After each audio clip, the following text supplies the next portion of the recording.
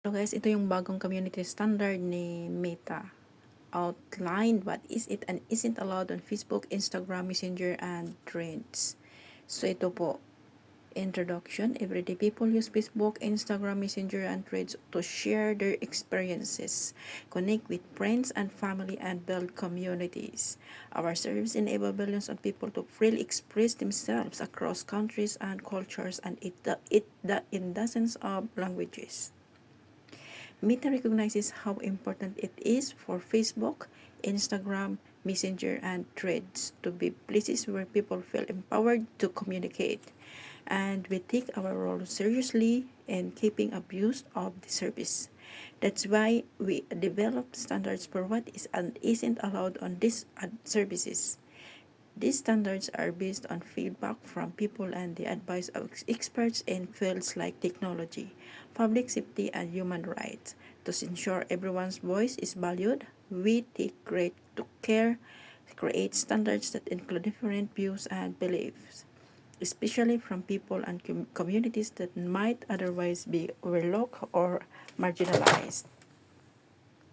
Please note that the US English version of the community standards reflect the most of the date set and policies and should be used as the primary document. So this is it, the new community standards of Meta. Our commitment to voice. The goal of our community standards is to create a place for expression and give people a voice.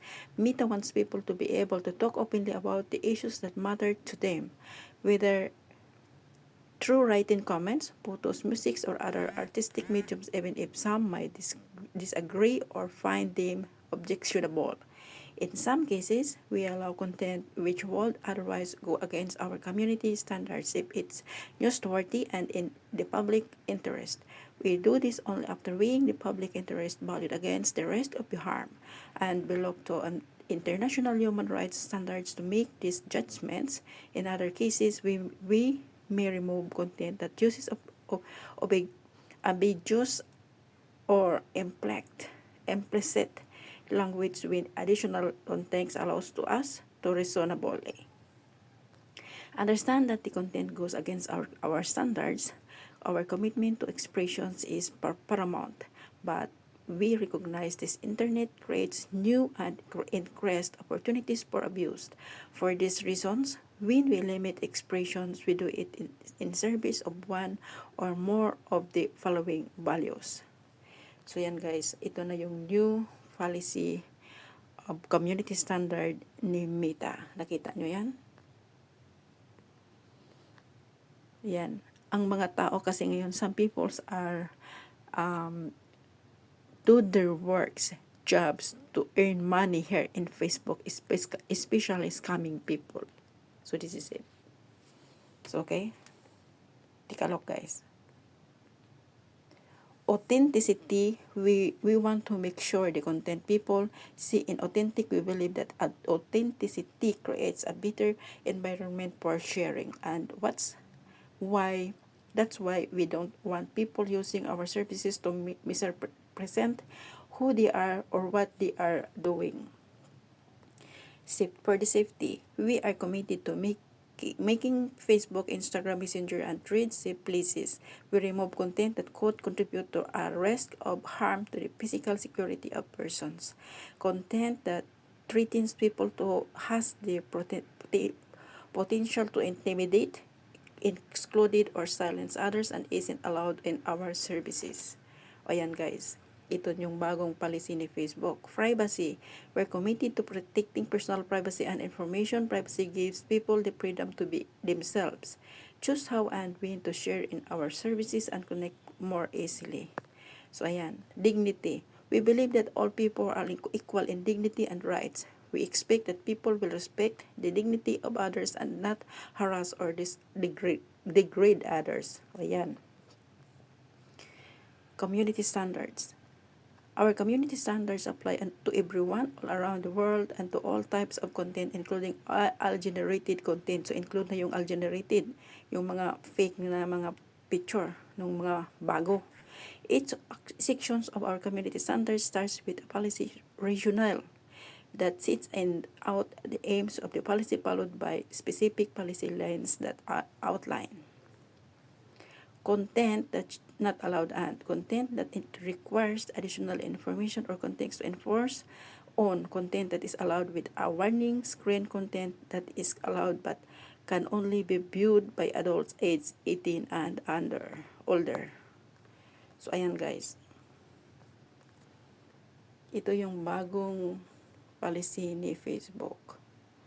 Ayan.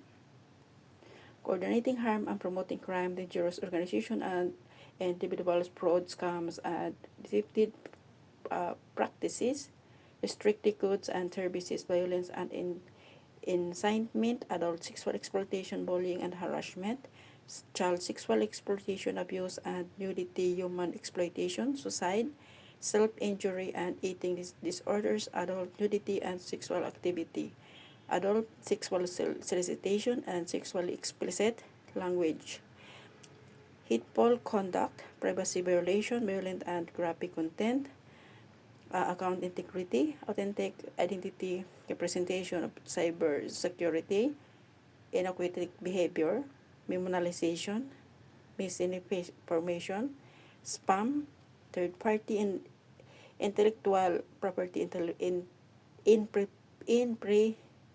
infringement, using meta intellectual property and license, additional potential protections of minors, legally illegal content, products of services, users request.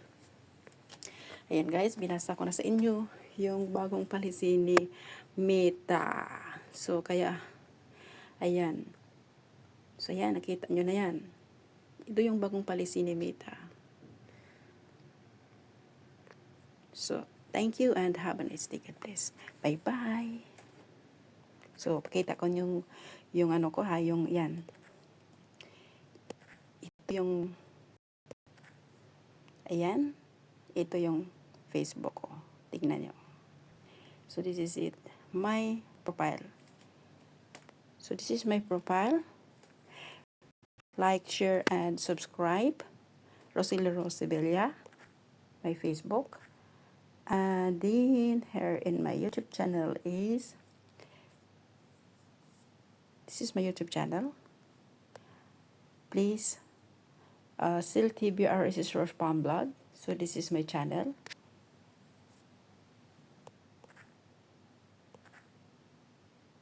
So please like, share, and subscribe. Thank you and have a nice day. God bless. Bye-bye.